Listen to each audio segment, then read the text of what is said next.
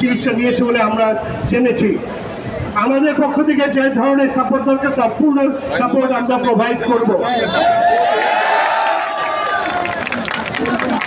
শিক্ষার্থীদের যে যৌক্তিক দাবিসমূহ এটার ব্যাপারে সুষ্ঠু ব্যবস্থা গ্রহণের জন্য গতকাল সকালে আমি এবং আমার প্রোভাইস চ্যান্সেলর এবং ডক্টর আব্দুল হাফিজ চৌধুরী শিক্ষা উপদেষ্টার সাথে দেখা করি এবং এই দাবিগুলোর যৌক্তিকতা তুলে ধরি এবং তাদের কাছে অনুরোধ করি যে তিনি যেন দায়িত্ব নিয়ে এই উপদেষ্টা মন্ডলীর সাথে বসে একটি সুস্থ তদন্ত কমিটি করে এই সমস্যা নিরসন করেন এবং যৌক্তিক দাবিগুলোকে যথাযথভাবে উত্থাপন করে সমাধানের ব্যবস্থা নেন।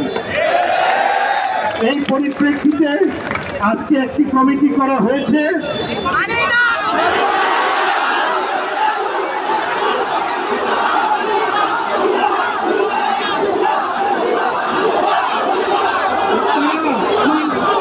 শিক্ষার্থীরা যদি আমাকে ধোয়া বলেন আমার কিছু বলার নেই।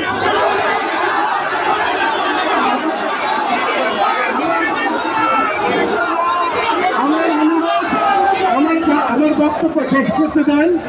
কমিটির ব্যাপারে যদি কোনো ধরনের বক্তব্য থাকে করেছি এবং সকাল থেকে বেশ কয়েকবারই ইভেন্ট এই মুহূর্তে আসার আগ পর্যন্ত দুইজন উপদেষ্টা রেল ভবনে ছাত্রদের সাথে কথা বলার জন্য তাদের প্রতিনিধিদের সাথে কথা বলার জন্য অপেক্ষা করছেন এবং তাদেরকে আমরা অনুরোধ করেছি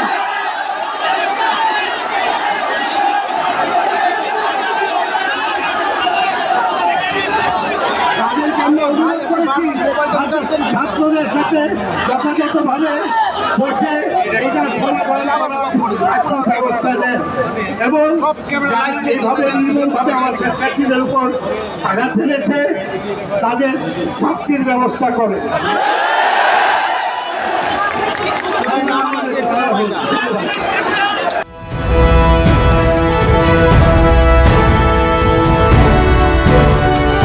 জনতা টিভি, জনগণের আয়না।